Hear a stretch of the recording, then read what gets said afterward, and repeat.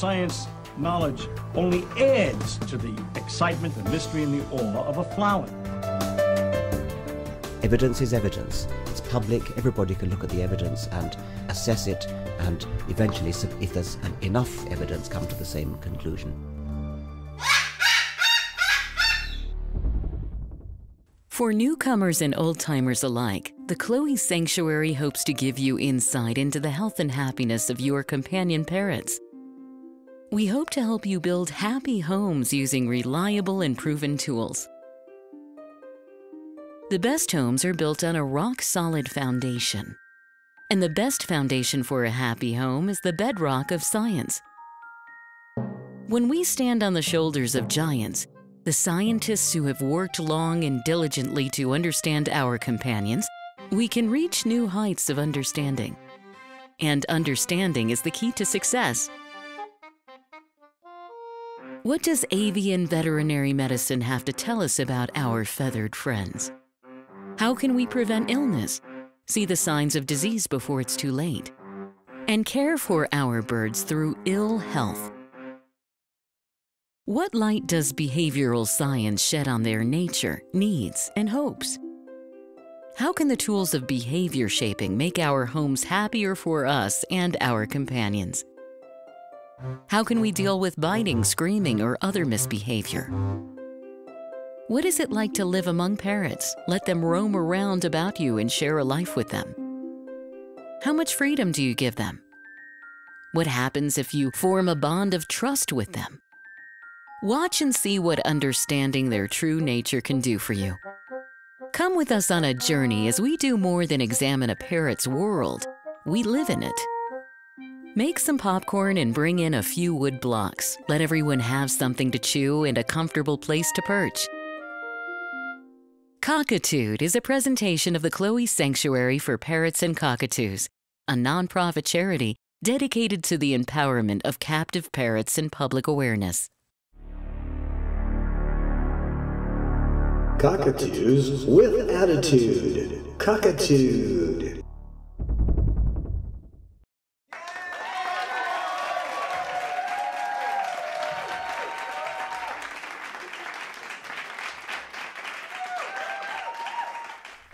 Hi, and welcome to Cockatude, Cockatoos with Attitude. Today's episode is Hanging by the End of Your Rope. There comes a time when you've gone through everything you can do with a bird, and you have to decide to rehome them. And that's generally not for biting. It's generally not for screaming. Most issues like that can be dealt with. The reason we're doing this episode now is because Simone, this little one right here, is being rehomed with someone who loves her very much and recently lost.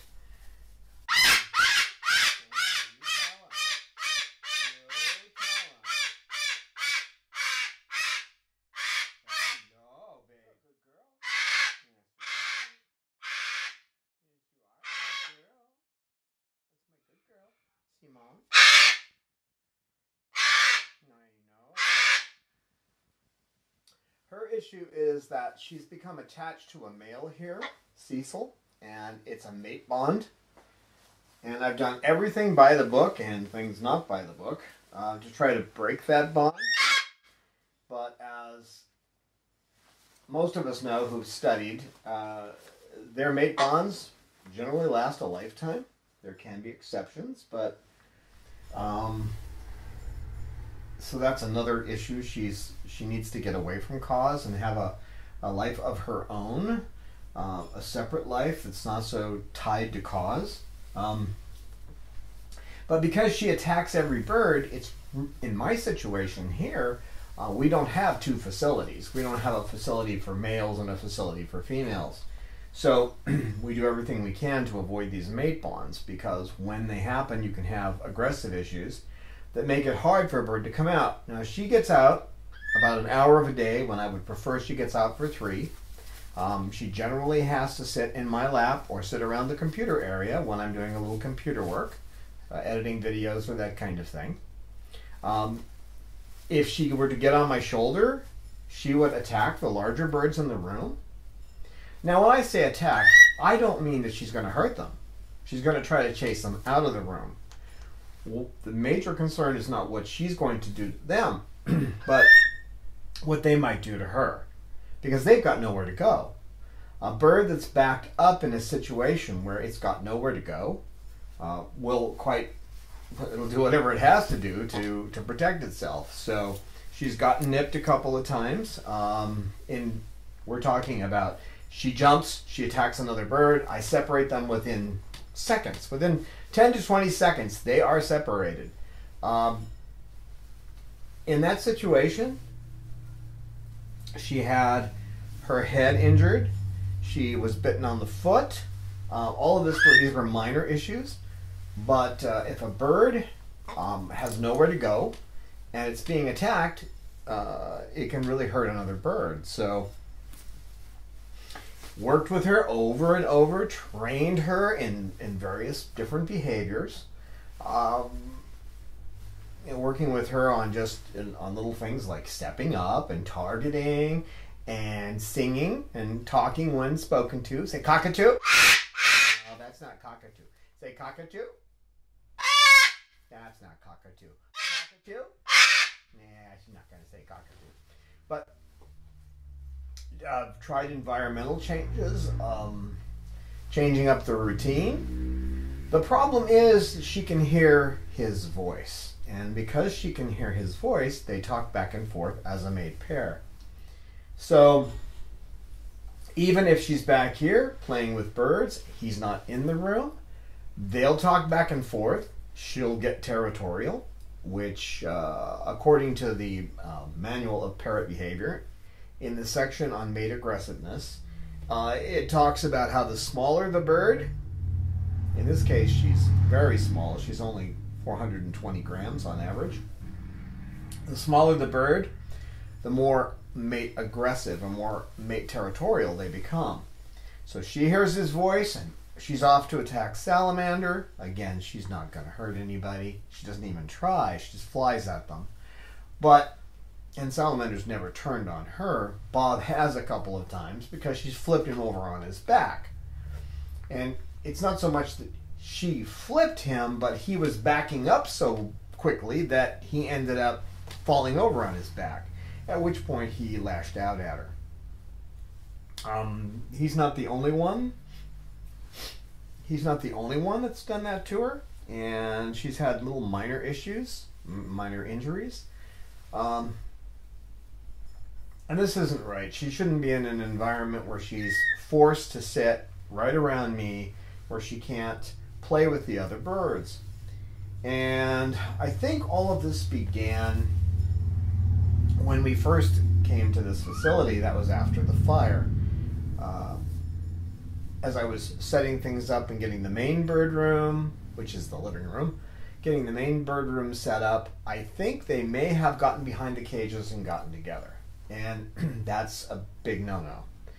I never saw it, and the way I have things set now, after a month, I had things set up so that couldn't happen, but I think it must have happened because normally, unless they mated, physically mated, they're not going to have this kind of territoriality. As you can see, she's fine with people. So I think that's the crux of the matter.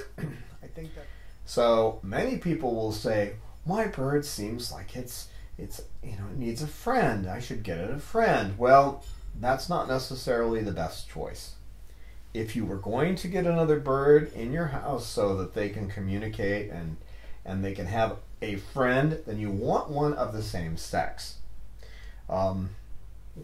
But even then, you want to keep them in separate cages because it's possible for them to become aggressive if they become afraid, or they may not want to be around the other bird. It may cause aggression. So your best bet is to, if you're going to get birds and have multiple birds, is to have all birds of the same sex. I get around that normally by just observing and keeping them, separating them. Sometimes, especially in the beginning of mating season, the end of October, a couple months into mating season, it seems to get bad again. They'll just keep trying to get together, and you have to keep separating them in the room. If a good example would be Lorelei, and she'll try to get to Cecil especially, but she would try to get with Snowball or any other male. So if it gets to the point where you separate them and they just fly back together, and you separate them and they fly back together, then you have to put them in another bird room separate, or put them back in their cages for a while. So, and that happens from time to time during mating season. It can happen at other times of the year. You can't assume that they're only going to mate during mating season. So this little one flies in other one's faces. She also has another problem, which is you have to keep her away from other umbrellas unless you're observing her the whole time, because she will teach them to pull out her feathers. Now, the reason she's being rehomed is she's got a couple of issues. The main issue is that she's got a mate bond with Cecil, and she attacks everyone, every bird. She doesn't attack people, but she attacks every bird in her environment except for Cause, that she lived with for 12 years in a little room between a kitchen and a garage. They don't attack each other, but they're not good for each other. What will happen is she will overpreen Cause, and Cause will overpreen her. We hope you will consider supporting us on Patreon today. This is how it works. We produce up to 2 videos a month. As a patron, you pledge to give us a donation, whatever you feel is right and meets your budget. Patreon gives us your gift monthly. You can easily set a limit on how much you donate a month. You can change the amount of your pledge at any time.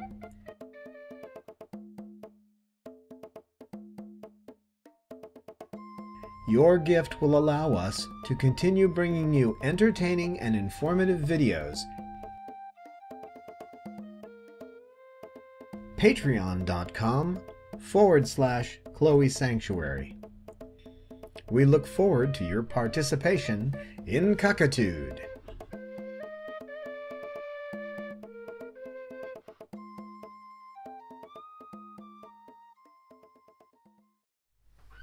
But nonetheless, having her around other birds could instigate feather plucking on the part of the other bird, either plucking her feathers. The technical term is barbering, which is often people will say that's the same as feather picking, but actually barbering technically refers to one bird pulling another bird's feathers, where feather picking is when they pull their own. So she is the Mrs. Lovett of the world. She trains other birds to pull her feathers. And now these two have been together all this time. Come here, sweetheart. Come here.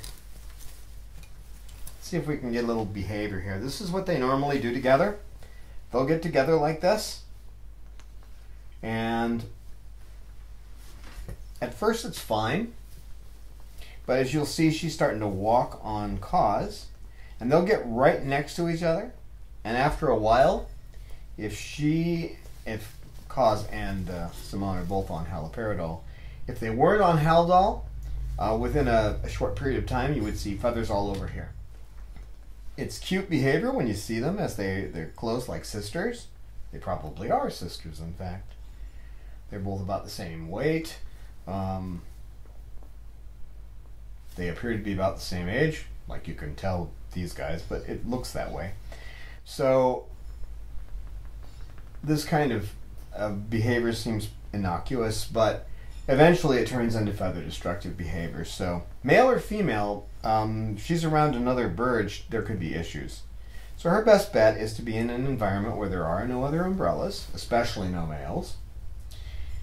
There can be other birds of different species, but she always has to be supervised. So the place that she's going, which is all the way across the country, is to one of our board members, and this particular board member has loved her ever since she met her, and I think this is best for her because she's going to come out and play by herself and get played with every day for longer periods than I can give, and she'll have more freedom to move around because a new caretaker doesn't take all the birds out at the same time.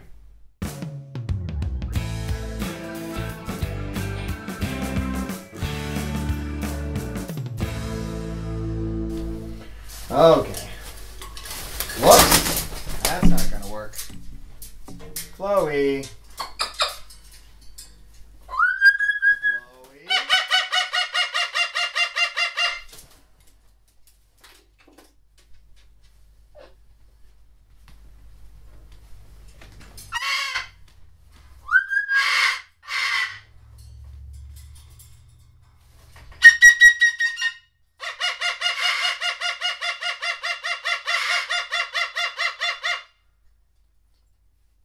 Now, Chloe is someone's not going to take a territorial bird in her environment without trying to push her out.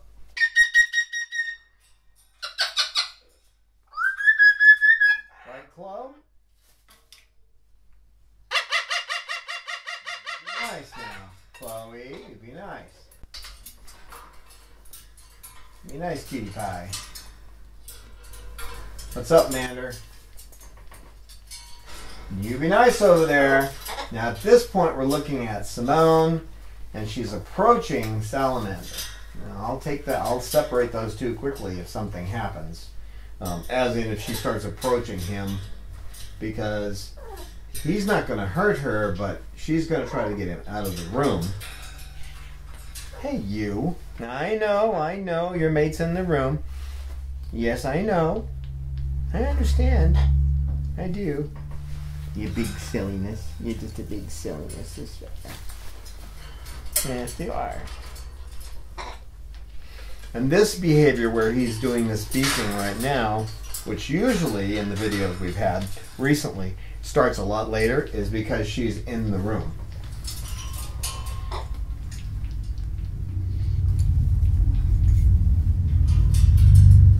You calm down there, sweetheart.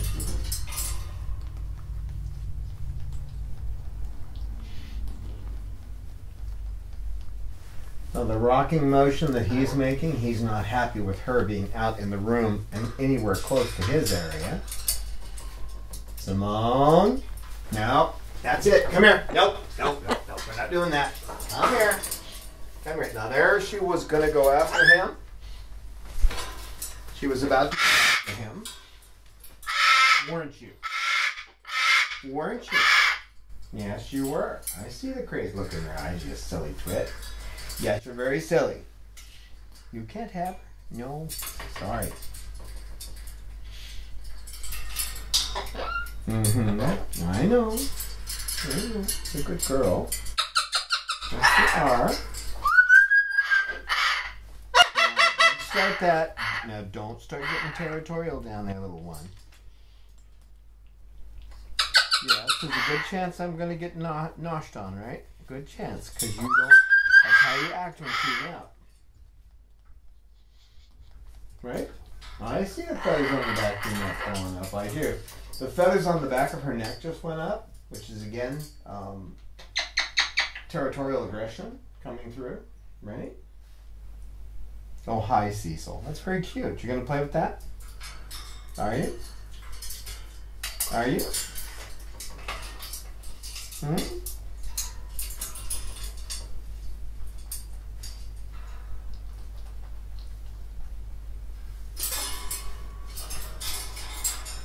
What do you think, Bob? Huh? Peaches, you're just staying out of this, right? You are, aren't you? Yeah. And you be calm down there. You be calm. No, I'm not going to give her to you, no. Nope.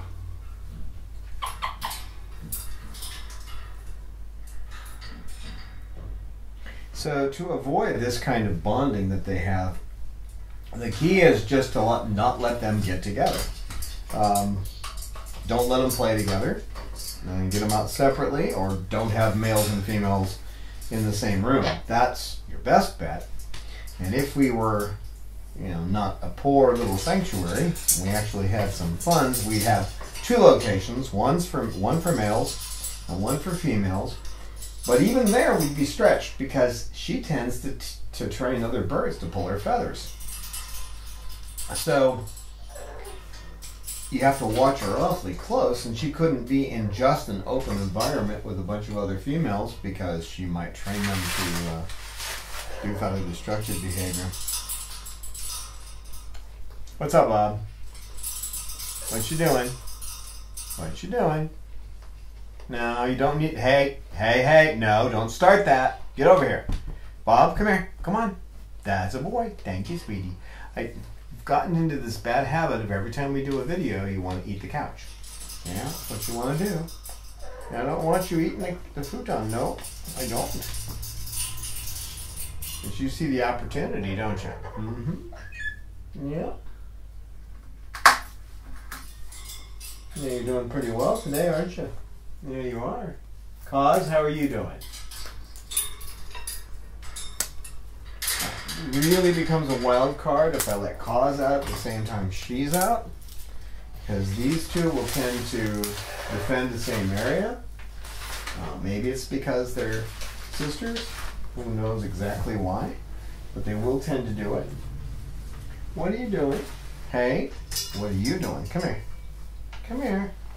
Seesaw, calm down. Seesaw bird, okay? Hey, be calm. Oh, be calm. Be calm. So other issues like biting and screaming. Oh, hi, Salamander, what's up? You coming up to see me? Good boy. Hi, Sal. Come on. Come on. Well, come here. I can't bend over too far. Come on. There's a salamander. There's a salamander. There's a salamander. Hi, Sal. So issues like biting and screaming can be dealt with using applied behavior analysis. Fairly, you know, not easy for most people, but it can be done. When you're dealing with biting, you will often give them something. Like if Cecil has something in his beak, he's not going to bite. The same is true of any bird. So you offer them something else. You give them something else to do. You find out where the situation occurs. Where does the biting usually occur? And under what circumstances? Who's in the room? What particular area of the room? Is it in the cage? Is it when the bird's on the couch? Is it when somebody comes through the door? Is it when somebody comes home at a particular time? So you determine when it's most likely to happen. And then one trick is to put something in their beak. So you give them something that they're holding on to. While they're holding on to something, they normally won't bite. So it makes it hard for them to bite if they have something in their beak. Right, Seesaw? Knowing when it happens, you know the best time to try to deal with it. You can also give them little treats while they're being good. Like right now, while he's not nipping, even though he has his mate in the room. What are you doing? What are you doing? Hmm?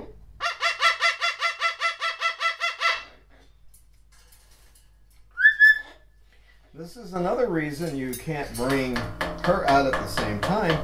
You then have a bird male who becomes extremely protective of her and territorial, trying to protect what could become their nesting area. So even though he's been a little bit more like this lately because of mating season, he's especially hair trigger when she's out.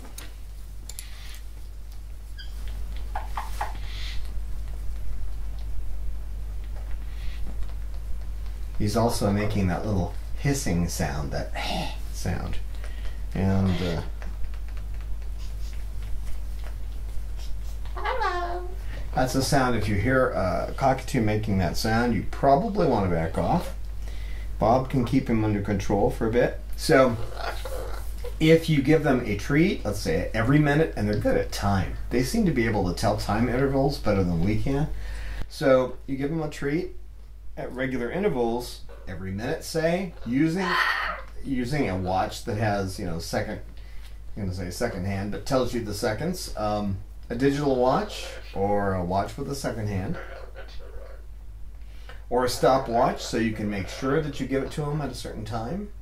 I wouldn't use one that has a beeping sound, though, when you come to that, because if it does have a beeping sound, they may learn that that's the reward sound. And I don't think that's what you really want them to know. So there's ways that you can deal with biting. If they generally bite at a certain time when someone comes home, then you may want to have them in their cage at that time until you you work through the issue. You can train them to do other behaviors, so they're more likely to listen to you. Right, Cause? You can. You looked at me when I said that. Yeah, of course you did. She goes, I know who I am. So, you see these two, what they're doing here? So, that's an issue you can overcome. And I've never had a biting issue that I didn't overcome. I mean, this one is strictly mate territoriality.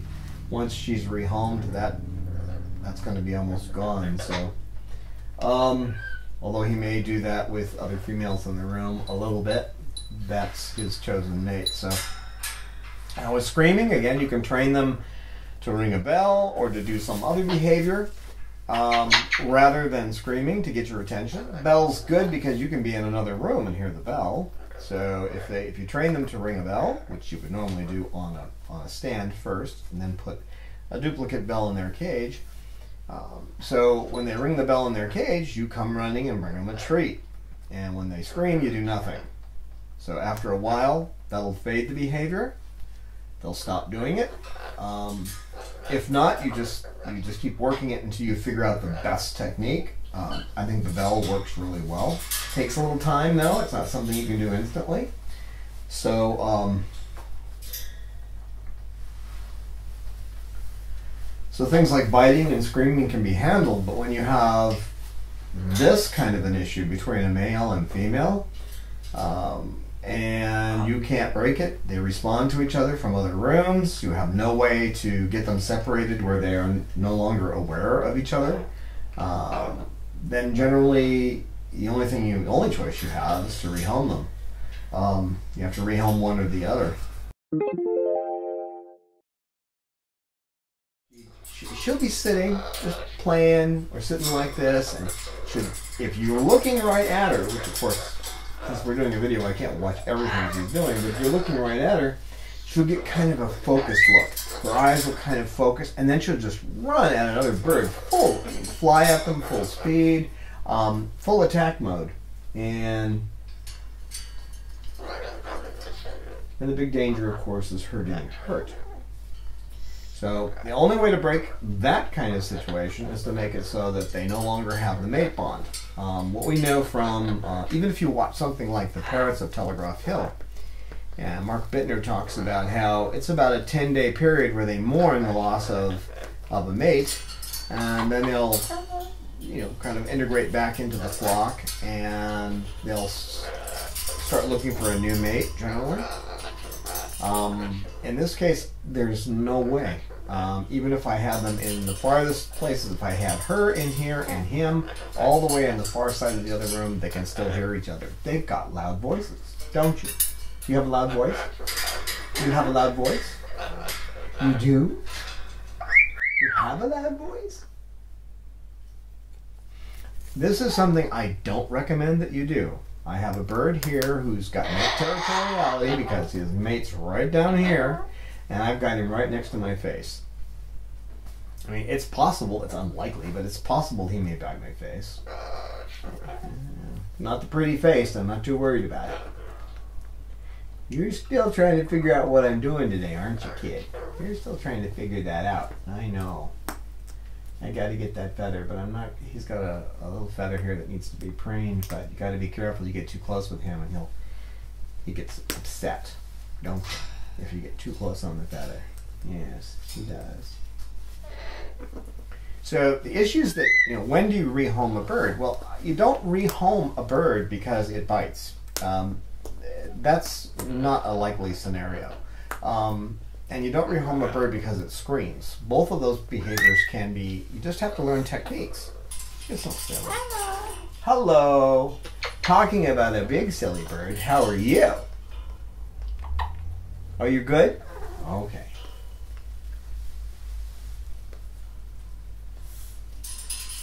Now you get a chance to kind of see how they are together.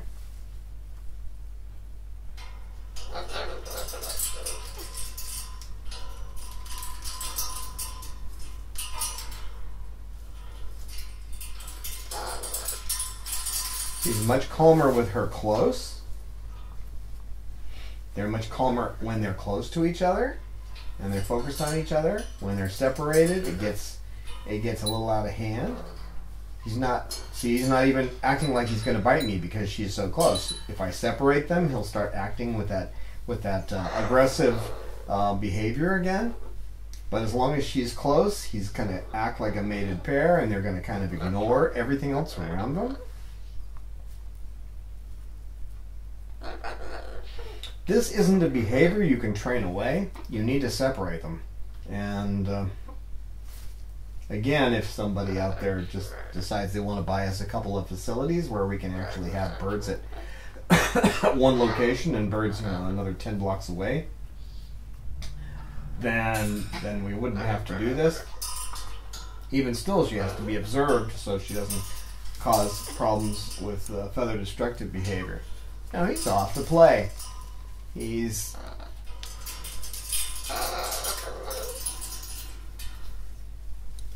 uh-oh. No, not with the toy up against me. No. I know what that means. If you get a toy up against me right now in this state, you're going to bite my arm. I know you. Not because you want to, though. Just because you got a toy. He's always been dangerous when he has toys. So you have to be alert. I'm not so much worried that he's going to bite me. It's not really a concern. The concern is that he might get into a habit of biting. So the best way is to avoid that situation. Let him play. Nah, you're not going to get that close. No, you guys can't get that close. No. No. And mainly the reason that I'm letting them in a situation like this is the last time they're going to get close to each other. So this is like their final goodbye here on video. They'll still be able to talk to each other for another week before she gets rehomed and flies all the way across the country. But this is their last, face to face, and they deserve at least that. Don't you? Don't you, baby? You don't want to end up in a situation like this, so you want to be sure that you don't get a male and female and don't have them in the room at the same time, unsupervised. Better not to have them both out at the same time ever. It's unlikely they'll become bonded to each other if they're in separate cages, but you don't want to take that chance. Because it's pretty heartbreaking to have to lose one or the other, and I love this little girl and I don't want to see her go. But it's for her betterment and for his, so he doesn't get all aggressive all the time. Right? Cecil? Cecil? Just this little bit of space between them. He knows I'm keeping her away, so he's aggressive towards me, aren't you, baby? Yeah, I know. But you're a good boy. You're a good boy. Yeah, you're just a good boy. Yes, you are.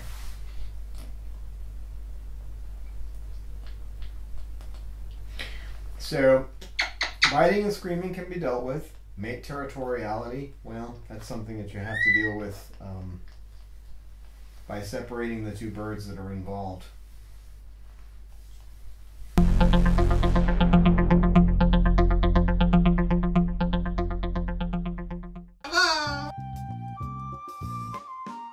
If you are enjoying our videos, we hope that you can find it in your heart to support our work. It costs between $25,000 to $30,000 a year to care for our flock of heartbroken and abused birds.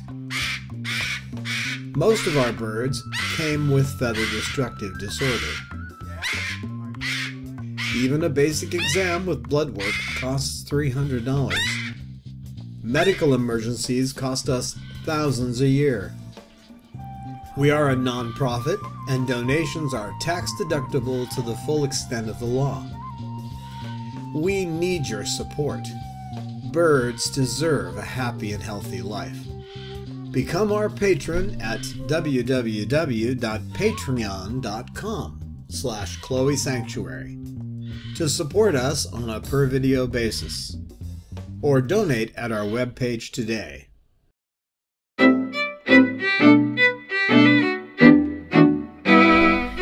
We know from studies in the wild is that these guys tend to stay together and for a lifetime. And you really should watch The Parrots of Telegraph Hill. It's about Mark Bittner and the time he spent with the cherry-headed conures up in San Francisco, and how he studied them. And he was the only one studying them because they are a population of birds that don't belong in the wild in San Francisco. The ecologists weren't studying them because they didn't belong there.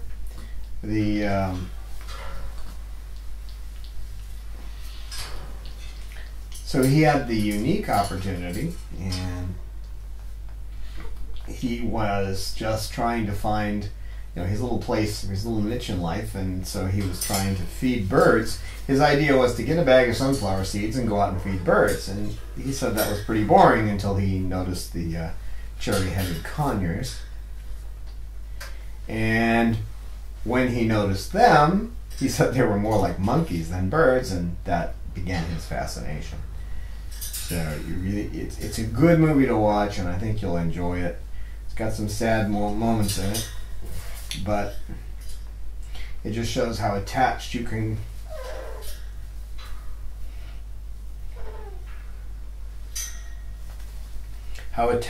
become to these little guys. Not too much, Cecil. Come on. I know, baby. I know. You need to not give her too much of that now. Cecil the bird. Cecil the bird.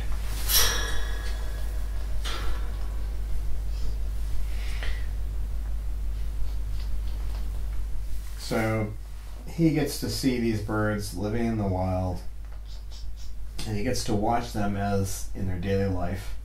In captivity, it's important that we study what the scientists have discovered about these birds by studying them in the wild, by understanding how they live in the wild, and the issues they face in captivity. We can live with them in such a way that we can make their lives happy. Since they're stuck here, they weren't raised by their parents, and they don't really know what they are. It's important that people come forward to try to help the ones that are stuck here in captivity. Even if we were able to stop the breeding so that we wouldn't see this kind of suffering, these two have to be separated. Now, if you didn't separate them, that's another point. If you did not separate them and you let them actually mate with each other, then you're going to have mate territoriality to the nth degree. She's going to defend, he's going to defend whatever their little nesting area is, and you need a separate room for them. That's what we have with Chloe and Snowball before they broke up. Before Snowball got that problem that occurs with captive males in the cockatoo world. It does happen with females in other parrots. Now, you're not going to turn that part of your tail to him.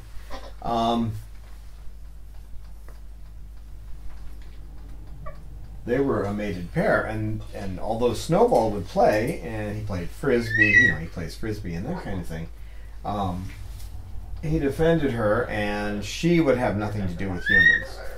Actually, for the longest time, she wouldn't even look at me. And that's normal for a female that's fully mated in a nesting situation. So anyone who understood the psychology of the way these guys live in the wild and the issues they have in captivity would know that you don't want to get into a situation where you have birds mated because they're not going to pay attention to you. quite often in the cockatoo world, you'll find that the male will still pay some attention to you, but the female won't. Hello. Bob is my tool right now, helping to diffuse his issues because Simone is out. So when you end up in a situation where you're going to have to rehome a bird because of mate territoriality,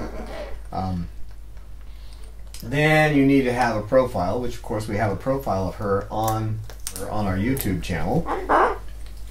But she has certain things she likes. She likes an almond in the morning and an almond in the evening. Generally, I only give them one, but in her case, she gets an almond in the morning and an almond in the evening.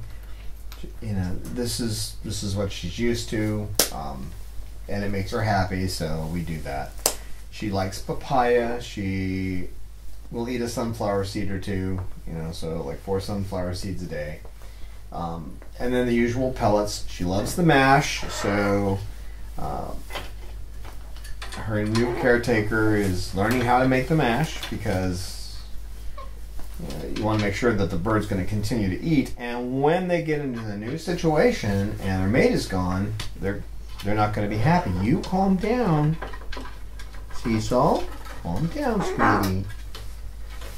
Calm down. Come on, Cecil. It's all right. Big boy. Big boy. He's not like this, by the way, when the cameras aren't out and she's not out. Cameras are out and the microphones and all that, and he gets a little bit like this, but you get her out and all bets are off. Bob's pretty good at diffusing him.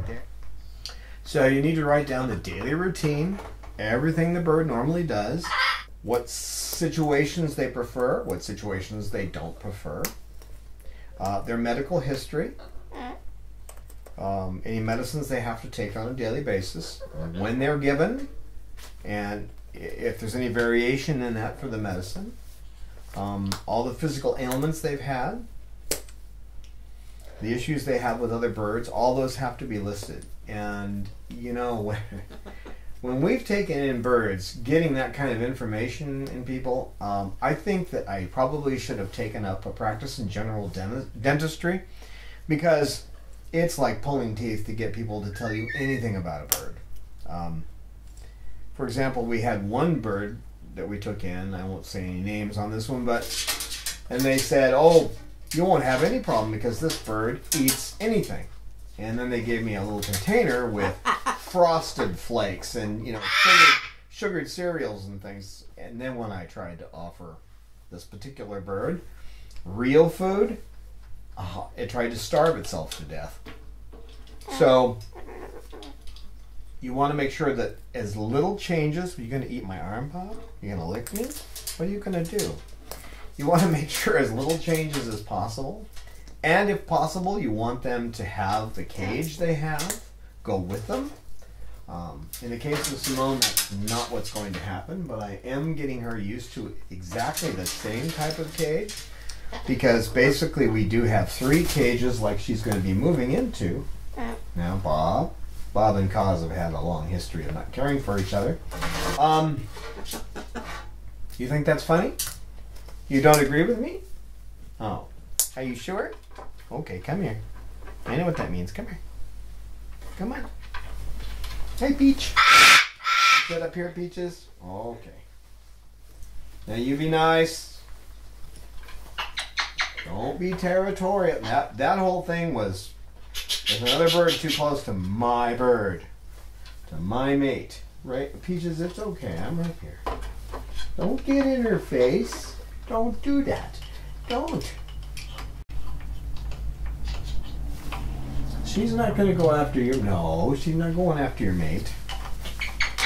She's not. She's not. And if the situation is such that you can still go over and see your bird that's been rehomed, then you can go over and see how see how he or she is adapting, and offer some advice too, you know, because you can see how the cage is set up, and you know, whether the bird's eating properly, and you can make sure that it's being weighed, and you know that the medicines that the bird is supposed to be getting, it's getting on time, and that kind of thing. But so it's good if you can do that. I've had exactly one pair, Coco's mom and dad. Coco's not in the room because Coco won't shut up, and I don't know how long it's going to take me to train her out of that, but as soon as she sees the cameras, it's just squawk, squawk, squawk, squawk, squawk, and if I brought her in here and she saw them and took her outside, she'd continue doing that. So and she's good. I wish I could get her in here because she's fun. She has a lot of interesting behaviors. You know, she's a strong personality, and she's good to have in the videos. But it's rare that I can get her in the room and keep her from squawking. What's up, Peach? Okay? Am I not petting you enough? Am I not petting that Peach? Am I not petting her enough? Hey, Peaches. Cause you're being good. That's another thing too, just as an aside. Always tell a bird when you think they're being good. Make sure that whoever is going to be taking care of the bird understands that they have to look at their poop every day, which that's not a problem with Simone's caretaker. Understands they have to weigh the bird every day. That's not a problem with Simone's caretaker. And at least has some basic understanding of reward training. When we've taken in birds, what we got was basically like, we don't want it anymore, here. That's 9 times out of 10 what we got. And we'd ask for information, they wouldn't give it. We have a relinquishment form that asks for a whole bunch of this kind of information. And in most cases, you could tell they didn't even really think about their responses. It's sad to say, but I think what happens is when people get to the point where they can no longer deal with the situation, they just want it out of their hair, and they're not willing to go any farther. There's also a feeling of guilt that they've failed, and even in this situation, I deal with that. Do you want to come up? No? Even in this situation, I mean, I know, oh, sweetie, it's all right. Come here. Come on, baby. Come on up. There's my boy. How are you doing? That's my boy. That's my boy. What a good bird. What a good bird. Bob, that's Cecil. I'm Cecil. Bob, that is Salamander, and he's a good boy. Aren't you, Sal? Yes, he is.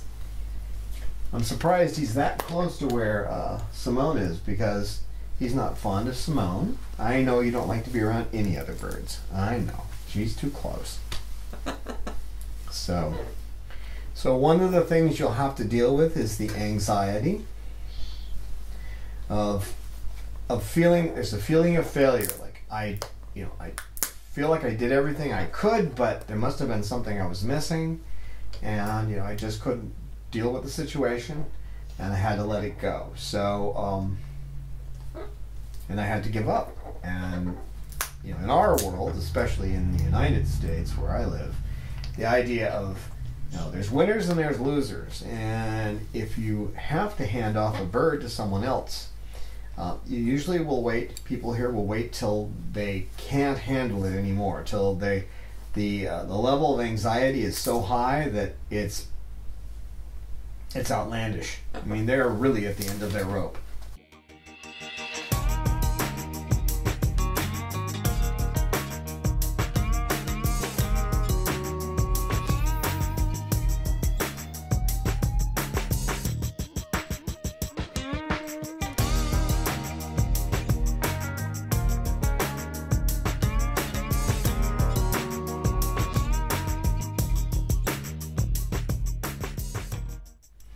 You have to deal with this feeling of failure, which, if you're doing it for the reasons like this, or because you got into something, you thought, well, these birds are, they're beautiful, and I easy to care for because I can throw them in a cage when I don't want them out.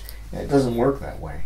So if you got into it way over your head without any knowledge about the species and the birds in general, parrots specifically, and even more specifically the species you're dealing with, you got into it like that, and then you got over your head, and then you wanted out because you felt that, you know, you were drowning because they're screaming all the time, or they're biting all the time, or you got a couple of them together and now they're not paying any attention to you. This is all because of lack of knowledge. So you probably are over your head and you need to deal with it. We hope that people will learn, you know, that we can inspire people to learn ahead of time, so they understand the issues, and understanding those issues, they can deal with them. Anyone who learns the basics of applied behavior analysis can deal with the biting and the screaming and overcome it. I'm dealing with a mated pair in the same room with other birds, and so far I haven't gotten bit, with cameras all over the place and microphones and, you know, different birds with different agendas. So I'm not a superhuman being. I took classes in behavior from Dr. Friedman. Come here, sweetheart, I don't want you eating that. Hey, you. Bob, go deal with him, would you? So I took classes. I studied on my own. Once you've studied under someone who knows what they're doing, then you can start studying on your own, and, you know, researching papers that come out, studying what different avian vets have to say and different behaviorists, and then you can deal with these situations. And you could find yourself in a situation with even having multiple birds, and being able to help each one of them live, you know, fairly full and complete lives, even in this world. But you still can run into issues like the one I ran into with Simone, and I'm trying to preen him while I'm talking, because he doesn't like his head preened. How's that for different? And each bird is a study of one. You could still run into an issue like where they must have gotten together behind the scenes somewhere when I was not paying attention when I first came here to the new location. And I've been dealing with this issue on and off for years now, and it's just gotten to the point where she's so territorial, the only issue is to move her on. And yes, I'm dealing with the feeling of failure, although it's just a feeling. I realize that I've done everything in my power to try to break her free of this. All the books say when you get to this point, if they're that mated, the only thing you can do is separate them. I tried everything else, so at this point that little girl is going to go bye-bye.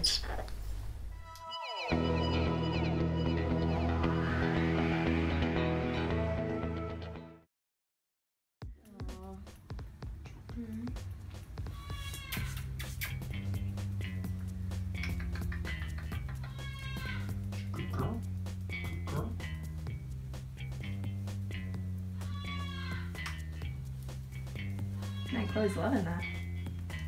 Hello. Hello. Chloe's loving that. Hello.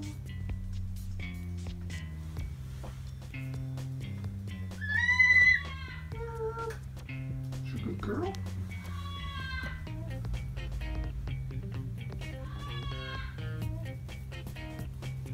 Good girl.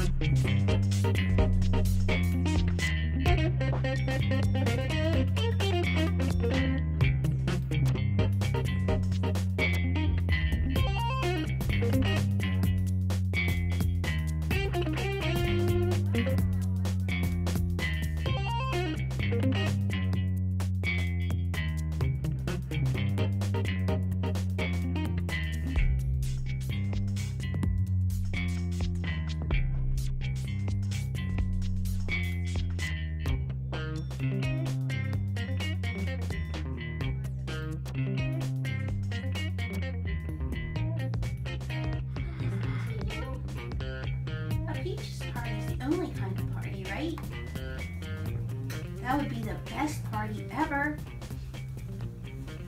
Everybody'd love it. We'll let one go to a Peaches party. I know. Simmies. Oh, little eyes are getting sleepy. Thank goodness. I'll tell you what, last night we were in here, we watched every bird fall asleep. Oh, we take some birds out and you bring the other birds in, everybody's asleep. The whole time we're here, there's Coco. Eyes wide open. Like she's like on drugs. And she's just like burrowed into you. You know, and just like the second you stop, she's nipping me and she's biting me. She's the one who got me. I got a little nip. See that little mark? That was the I stopped petting Coco part. I know that one. Yeah. I had those. Yeah. Come here, my lovey. You okay? What are you doing?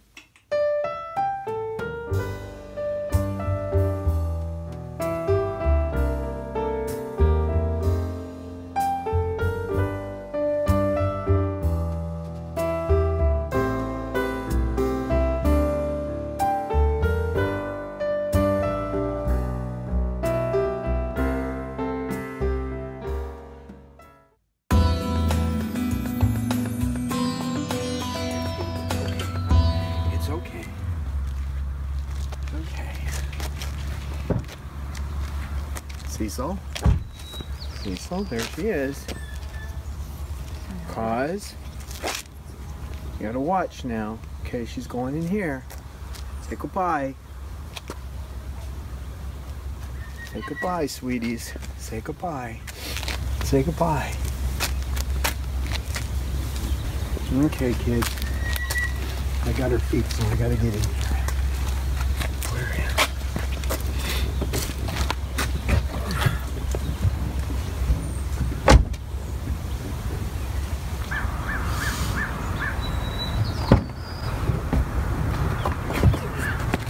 She was a little nervous at first, but she'll calm down. Just...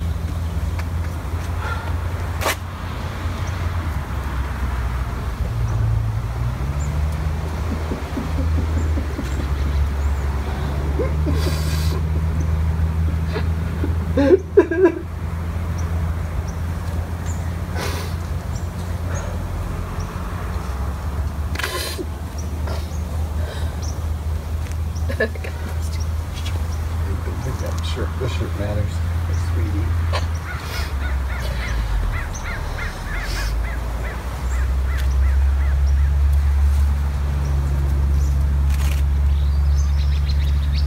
Let's show you and where she's going. Let's take a look.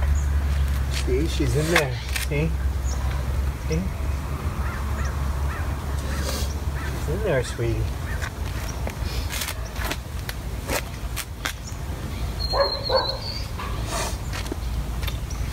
Okay, kids. You're Bob for me, okay? I will. Nice meeting you. I'm sorry. Good luck with everything. It's going to be all right, okay, babies? It's going to be okay.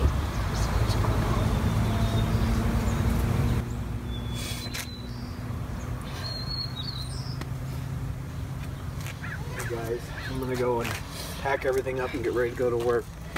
You have a nice, safe trip, huh? Thank you, sir.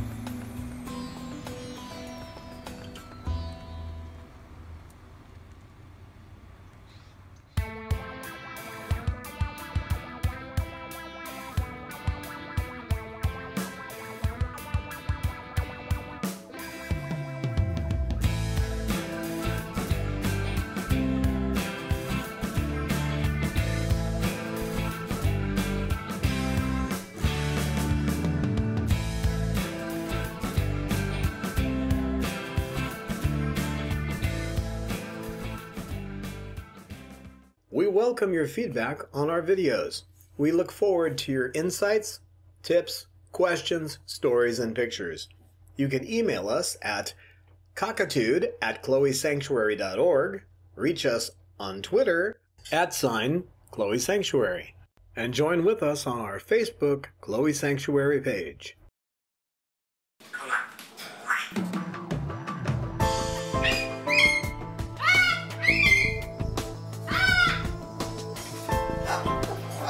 Science knowledge only adds to the excitement, the mystery, and the awe of a flower.